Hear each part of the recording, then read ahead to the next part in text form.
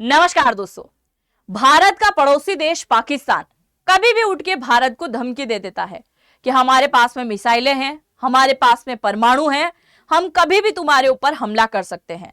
आज जो पाकिस्तान धमकी देता है वो अकेले धमकी नहीं देता है, बल्कि दो देश भी उसके साथ में मिले हुए हैं।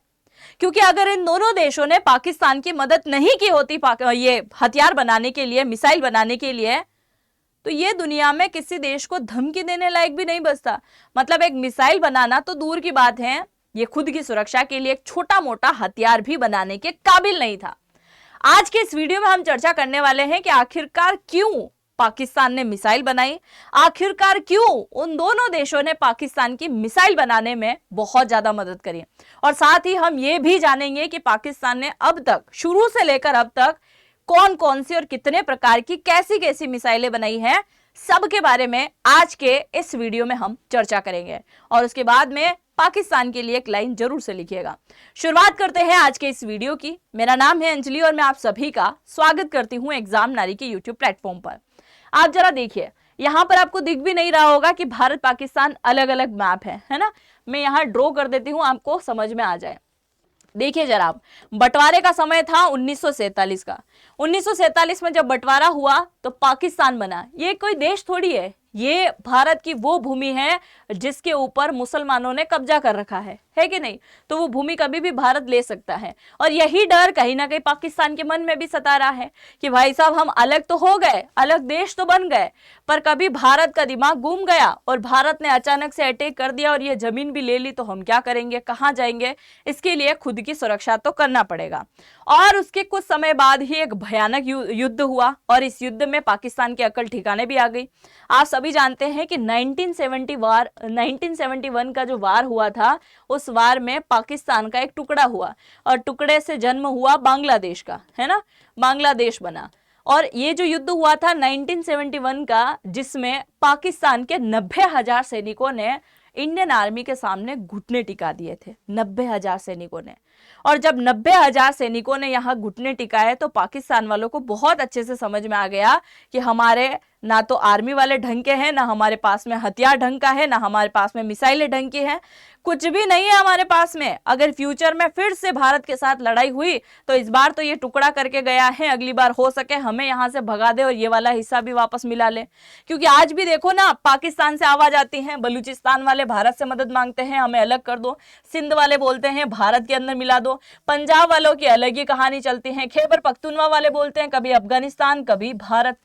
तो ये बात पाकिस्तान अच्छे से जानता है कि एक टुकड़ा करवा के पूर्वी पाकिस्तान को बांग्लादेश बना सकता है भारत, तो हो सकता है कल से यहाँ पे भी हमला कर दे, और इसके लिए हमें कुछ ना कुछ तो करना पड़ेगा। और आपको मैं यहाँ पर आगे की बात बताऊं, उससे पहले ये भी जरा सुन लो आप कि 1971 के अंदर जो भारत और पाकिस्तान का वार हुआ था, और उसमें 90,000 सैनिकों ने हमारी इंडियन आर्मी के सामने जब घुटने टिकाए थे, तो उस समय हमारे यहाँ सरकार हुआ करती थी आयरन लेडी की, यानी इंदिरा गांधी जी की। हमारे कब्जे में थे पाकिस्तान के 90,000 सैनिक, और पाकिस्तान के कब्जे में थे हमारे 95 सैनिक। ये 90,000 सैनिकों को बख्श दिया गया, छोड़ दिया गया, पर ये 95 सैनिक कभी भी आयरन लेडी वापस नहीं लेके आ पाई। उसके लिए आप क्या लिखना चाहेंगे, लिखिएगा जरूर से, है ना। अब पाकिस्तान ने सोचा था कि भारत की तरफ झुकाव न रखकर हमें ऐसे देश को ढूंढना पड़ेगा जो भारत का दुश्मन हो और वो हमारा साथ दे सकता हो। इसके मन में सबसे पहला सवाल आया कि चाइना की तरफ चलते हैं। चाइना ठीक है, अपनी मदद कर देगा। जैसे ही चाइना की तरफ इसने झुकाव किया पाकिस्तान ने, और चाइना वाला बड़ा खुश हो गया। चाइना पहले से ही भारत को दुश्मन समझता है, और भारत का दुश्मन यहाँ पर आया हुआ है तो उसकी मदद क्यों नहीं करेंगे। उनके सामने हाथाजोड़ी करी कि माई बाप हमारी मदद कर दो, क्योंकि आप अगर मदद नहीं करोगे तो हम कहीं के नहीं रहेंगे। क्योंकि हमारे पास में ना किसी प्रकार की टेक्नोलॉजी है, ना कोई मिसाइल है, भारत लगातार आगे बढ़ रहा है। आप देखो 1971 में युद्ध हुआ, 1974 में स्माइलिंग बुद्धा चलाया गया था, जिसमें परमाणु परीक्षण हुआ। हालांकि वो ज्यादा सफल ना हो सका, पर भारत वहां तक पहुंच गया है, और हम आज भी कुछ नहीं है। तो कल हमारे ऊपर बड़ी मुसीबत आएगी, तो चाइना वालों ने बोला कि ठीक है, हम तुम्हारी मदद कर देते हैं। चाइना ने मदद क्यों करी थी बताइए। चाइना का स्वार्थ यही था, उसका हथियार बिकेगा। दूसरा, चाइना भारत को अपना सबसे बड़ा दुश्मन मानता है कि दुश्मन के पास में जाकर उसके नाक में दम करना सबसे बड़ी बात है। तो इसने पाकिस्तान की मदद कर दी, और जब पाकिस्तान की मदद करी तो उसे टेक्नोलॉजी, डिजाइन सब कुछ दे दिया, और उसी से पाकिस्तान ने 1980 के दशक में 1980 से लेकर 1990 के दौर में एक बहुत ही कमजोर मिसाइल बनाई थी। हालांकि मिसाइल बनाई तो थी, है ना, कमजोर मिसाइल बनाई थी जिसका नाम था HATF। क्या बोलोगे आप इसे? हटफ।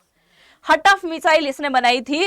और ऐसे मिसाइल जो केवल और केवल 70 से लेकर 120 किलोमीटर की दूरी तय कर सकती थी, है ना, परमाणु वॉरहेड नहीं, सिर्फ और सिर्फ पारंपरिक हथियार, सिर्फ और सिर्फ नॉर्मल सामान्य जो विस्फोटक सामग्री होती है वो लेके जा सकते हैं। पहली बार जैसे ही मिसाइल बनाई, इसको पूरे पाकिस्तान में घुमा दिया। भाई साहब, हम तो हम हैं, हमने मिसाइल बना दी है, अब बताओ जरा, अब बोल के दिखाओ कि हम क्या क्या कर सकते हैं। मिसाइल बनाई, बड़े खुश हो गए पाकिस्तान वाले कि भाई साहब मजा आ गया है, अब तो हम भारत को मजा चखा देंगे। ठीक है, अब ये मिसाइल बनाने के बाद भी पाकिस्तान नहीं रुका। पाकिस्तान को लगता था कि एक छोटी सी कम दूरी वाली मिसाइल से क्या ही होगा, हमें तो ऐसी मिसाइल चाहिए जो भारत के अंडमान निकोबार तक हमला कर सके, भारत के दिल्ली तक हमला कर सके, भारत के गुजरात तक हमला कर सके, भारत के कई सारे इलाके में हमला कर सके, हमें ऐसी मिसाइल चाहिए।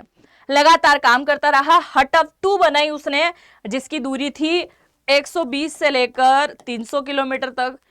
थर्ड बनाई 300 से लेकर 400 किलोमीटर, जो कि पहली बार ऐसी मिसाइल बनी थी जो न्यूक्लियर वेपन लेकर जा सकती हो। फिर उसने बनाई हटफ 4, है ना, और इसी हटफ 4 को आगे चल के शाहीन के नाम से भी जाना गया, है ना। शाहीन मिसाइल इसने बनाई जो कि 700 से लेकर 1000 किलोमीटर की दूरी को ये तय कर सकती थी। अब ये सारी चीजें तो चल ही रही थी, बाद में पाकिस्तान वाले फिर से चाइना के पास में पहुंच जाते हैं। चाइना वालों बोलते हैं आपने हमारी मदद करी है मिसाइल बनाने के लिए, ठीक है, मान गए, अब आप हमारी मदद कर दीजिए परमाणु बनाने के लिए, क्योंकि भारत परमाणु बना रहा है। हमारे पास में ना तो उसके कल पुर्जे बनाने का सामान है, ना हमारे पास में यूरेनियम संवर्धन का कोई सामान है, ना हमारे पास में मिसाइल के सामने लगने वाला डेटोनेटर हमारे पास है, हमारे पास कुछ नहीं है। आप एक काम करो, हमें ये टेक्नोलॉजी भी दे दो ताकि हम परमाणु बना दे। तो परमाणु बनाने में अगर सबसे बड़ा हाथ किसी का रहा है तो वो रहा है चाइना का। चाइना ने बड़ी मदद करी पाकिस्तान वालों की, और इधर भारत जो है परमाणु को लेकर काम कर रहा है, इसने क्या कर दिया, इधर चाइना की मदद से भी परमाणु बनाने का काम कर दिया। हालांकि आगे मैं आपको बताने वाली हूं कि इसने परमाणु परीक्षण कब किया था, क्योंकि इस तरह मई के महीने में जब भारत परमाणु परीक्षण कर रहा था तो इसने भी दुनिया को झटका दिया और ये भी परमाणु परीक्षण करता है ना। तो अब आप जरा देखो अब पाकिस्तान ने क्या किया, मिसाइलें बना ली पर कम दूरी वाली, ज्यादा से ज्यादा 700 किलोमीटर तक, और इसके अलावा ऐसी मिसाइल इसके पास कम मौजूद हैं जो परमाणु हथियार लेके जा सकती हो। पाकिस्तान ने परमाणु भी बना लिया, है ना, सब कुछ इसने कंप्लीट कर लिया। अब इसे चाहिए थी लंबी दूरी की मिसाइलें। चाइना वालों ने मना कर दिया। चाइना वाले बोल रहे हैं तुम्हारी इतनी मदद कर दी, लंबी दूरी की तुम खुद बना लो या किसी और देश से ले लो। चाइना ने आइडिया दिया कि इधर जाओ पड़ोस में कहा, इसके पास में, नॉर्थ कोरिया के पास में। तो पाकिस्तान वाले चाइना में होते हुए कहां चले गए, नॉर्थ कोरिया चले गए, और नॉर्थ कोरिया वालों से बातचीत करी, उनके साथ में एक डील करी कि भाई साहब हमें चाहिए लंबी दूरी की मिसाइल है, क्योंकि हमें परमाणु हमला करना है भारत के ऊपर, इसके लिए हमें बहुत ज्यादा जरूरी मात्रा में चाहिए ही चाहिए। नॉर्थ कोरिया वालों ने बोला कि तुम्हारी मदद करके हमें क्या मिलेगा, चलो तुम्हारी मदद कर भी दूं तो हमें मिलेगा क्या, हमें जो चाहिए तुम दे सकते हो। तो क्या चाहिए कि तुमने अभी हाल ही में परमाणु बनाया है, हमने सुना है, तुम हमें परमाणु दे दो, हम तुम्हें मिसाइलें दे देंगे। पाकिस्तान वालों ने बोला डन, ठीक है, हो गई डील। तो अब आप देखो पाकिस्तान वालों ने परमाणु के ब्लूप्रिंट इनको दे दिए, और इसने सारे के सारे लंबी दूरी की मिसाइलों का जो भी है ट्रेनिंग, साइंटिस्ट वगैरह जो भी बनाने वाले व्यक्ति हैं, एक दूसरे देश के अंदर कहीं ना कहीं आदान प्रदान हो गए थे गुप्त तरीके से, पूरी दुनिया के सामने लीक ना हो, गुप्त तरीके से सारी चीजें हो गई। इसको मिल गई लंबी दूरी की मिसाइल, इन्हें मिल गया परमाणु। क्योंकि आज उत्तर कोरिया के अगर पास में परमाणु है तो वो किसकी वजह से, आज ईरान बनाने की कोशिश कर रहा है, अमेरिका टोक रहा है। पाकिस्तान ने बनाया, अमेरिका ने नहीं टोका, पर पाकिस्तान ने जब उत्तर कोरिया को दिया तो पाकिस्तान को पूरी तरीके से बैन कर देना चाहिए कि दुनिया के किसी भी देश के साथ तुम व्यापार करने लायक हो ही नहीं। अरे तुम तो देश ही नहीं हो, पहली बात तो मैं बोल रही हूँ, पहले से ये कब्जा कर रखा है और कुछ भी नहीं है। तो ये वाली चीज तो होनी चाहिए ना, अमेरिका वहां कोई कुछ नहीं बोलता है। अब देखो आप, ये जो आपको दिखाई दे रही है नोडोंग मिसाइल है, कहाँ की, उत्तर कोरिया की, लंबी दूरी की मिसाइल है और बहुत लंबी मिसाइल है। यही वाली मिसाइल की पूरी टेक्नोलॉजी, पूरी ट्रेनिंग, सब कुछ इसने दे दिया किसको, पाकिस्तान को, और इसी के आधार पर, इसी के डिजाइन को कॉपी करके इसने कौन सी मिसाइल बना दी, तो इसने बना दी ये वाली मिसाइल जिसे कहते हैं गोरी, है ना, घोरी मिसाइल इसने बनाई। लगातार पाकिस्तान बनाते रहा मिसाइल है, तो ये मिसाइल बनाई, लंबी दूरी की मिसाइल है, और उसके बाद लगातार ये मिसाइलें बनाता रहा, जिसमें सबसे पहले आप सभी जानते हैं हटप आती है ना, जिसे राड भी कहते हैं, कम दूरी वाली 350 किलोमीटर तक थी। उसके बाद में बाबर बनाई, उसके बाद में नासर, हटप सेकेंड वाली बनाई है, अब्दाली बनाई है, गजनवी बनाई है, शाहीन बनाई है, गोरी, और उसके बाद शाहीन 2, फिर शाहीन 3 और फिर अब्दाली 2। तो इसने कई प्रकार की मिसाइलें बनाई। आज पाकिस्तान के पास में 15 से 20 टाइप की मिसाइलें मौजूद हैं, हजारों की संख्या में भी होगी।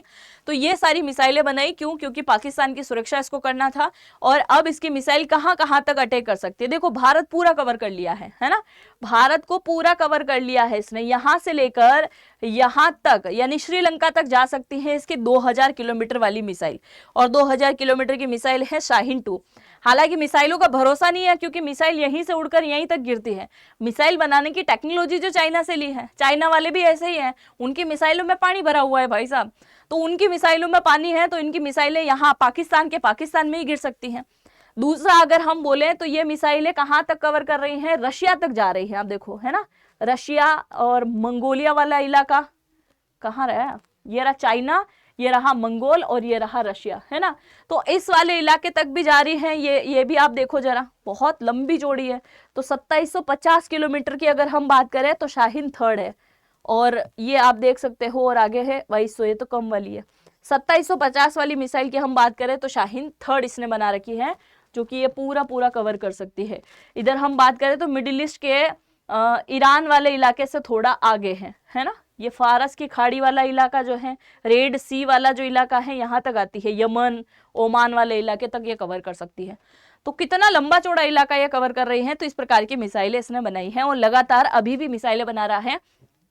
और आज की अगर मैं बात करूं, आज की डेट क्या है, 29 अप्रैल है, आज 29 अप्रैल है, और आज सुबह खबर निकल के आई थी कि चाइना अब इसे पनडुब्बी भी दे रहा है, क्योंकि इनके पास में कोई पनडुब्बी मौजूद नहीं है। किसके पास में? पाकिस्तान वालों के पास में, है ना।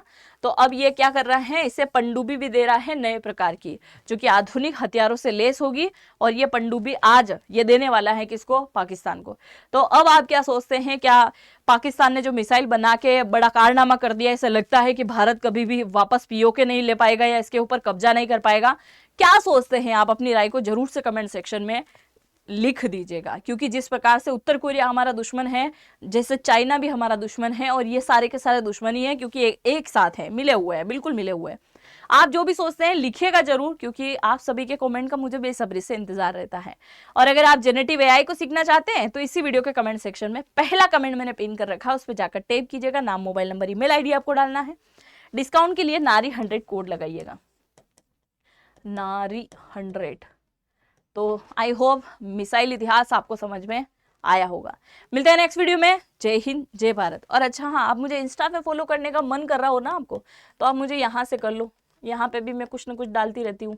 अंजलि, थोड़ा सा आपको स्पेस देना है और फिर लिखिएगा वॉइस। तो अंजलि की आवाज़ आप इंस्टाग्राम पर भी सुन सकते हैं। मिलते हैं नेक्स्ट वीडियो में। जय हिंद, जय भारत।